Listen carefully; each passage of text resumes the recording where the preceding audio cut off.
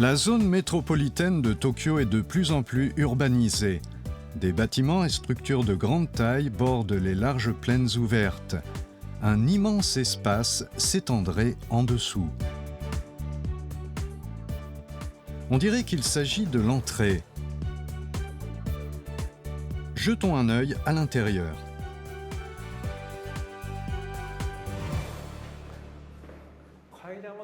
L'escalier a un total de 116 marches. La profondeur équivaut à environ la hauteur du 4e ou 5e étage d'un immeuble.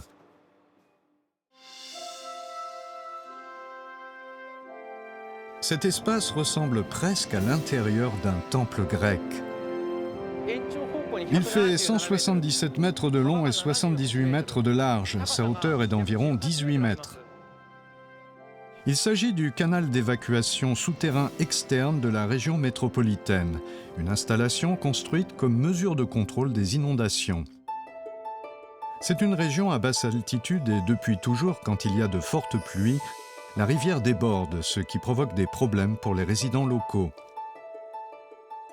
Avant, à la moindre pluie, nous nous inquiétions de la montée des eaux et nous réunissions pour empiler des sacs de sable. Chaque fois qu'il pleut, ça déborde rapidement.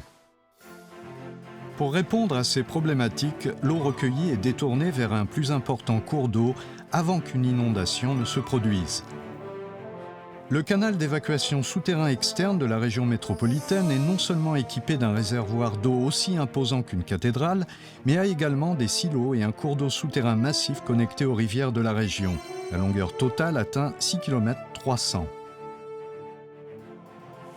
Lorsque l'eau de la rivière dépasse un certain niveau, elle commence à s'écouler à travers les conduits. L'eau est alors canalisée sous terre à travers les silos. Ces silos sont assez vastes pour contenir une navette spatiale ou la Statue de la Liberté.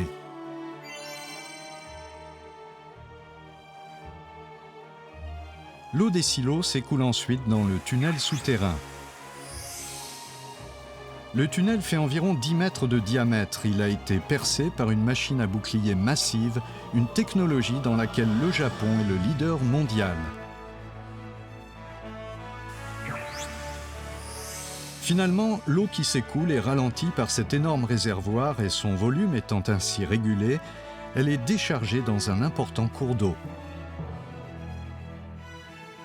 Depuis sa construction, le canal d'évacuation souterrain externe de la région métropolitaine a été activé plus de 100 fois, ce qui a considérablement atténué les dégâts des inondations.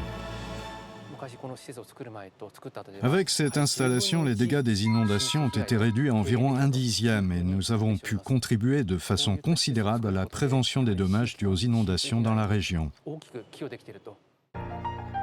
Partout dans le monde existent des régions qui subissent des dommages dus aux inondations, tout comme le Japon. Grâce à son introduction en Indonésie, cette technologie commence à contribuer aux efforts mondiaux de contrôle des inondations.